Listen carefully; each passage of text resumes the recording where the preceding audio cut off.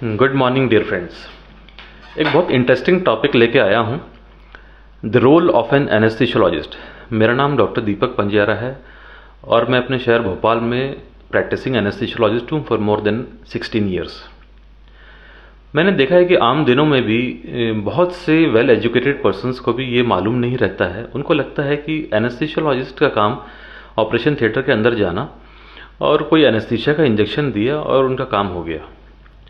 पर मैं बताना चाहूँगा फ्रेंड्स कि एनेस्थीसियोलॉजिस्ट का काम इतना सिंपल नहीं होता है, बहुत रिस्पॉन्सिबल वर्क होता है। वो पेशेंट का ऑपरेशन से पहले उसको पूरा एग्जामिन करना, उसकी थॉरो हिस्ट्री लेना, जिसमें कि उसकी प्रेजेंट बीमारी और उसकी पुरानी बीमारियां क्या क्या रही है, उन सारी चीज़ों को समझना, उनको रिकॉर्ड करना, पहले का कोई सर्जिकल एक्सपीरियंस है कि नहीं, और अगर है तो उसमें कोई प्रॉब्लम्स तो नहीं हुई थी, किस तरह की प्रॉब्लम्स हुई थी, ये सारी चीज़ों को जानना समझना, किसी दवा से रिएक्शन वगैरह तो नहीं होता है, उन चीज़ों को भी समझना, और उन सारी चीज़ों को समझने के बाद एक प्रॉपर सेफ एनेस्थीसिया प्लान करना, पेशेंट के हिसाब से भी और सर्जन के हिसाब से भी, कि उनकी भी रिक्वायरमेंट फुलफिल हो, पेशेंट के सेफ्टी का ध्यान रखते हुए, उसकी कंफर्ट का ध्यान रखते हुए।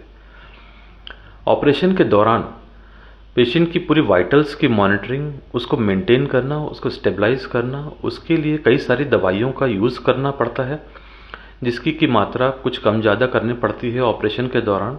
उन सारी चीज़ों का जिम्मा एनेस्थीसियोलॉजिस्ट का होता है। और ऑपरेशन के बाद भी उसको, पेशेंट को पोस्ट ऑपरेटिव रूम में शिफ्ट करके पूरी तरह से स्टेबलाइज करना, ताकि उसके जाने के बाद ना ही पेशेंट को और ना ही हॉस्पिटल को किसी तरह की कोई परेशानी हो। ऑपरेशन के बाद भी पेशेंट को पेन ना हो या बहुत ही मिनिमल पेन हो, इसका जिम्मा भी एनेस्थीसियोलॉजिस्ट का ही होता है फ्रेंड्स।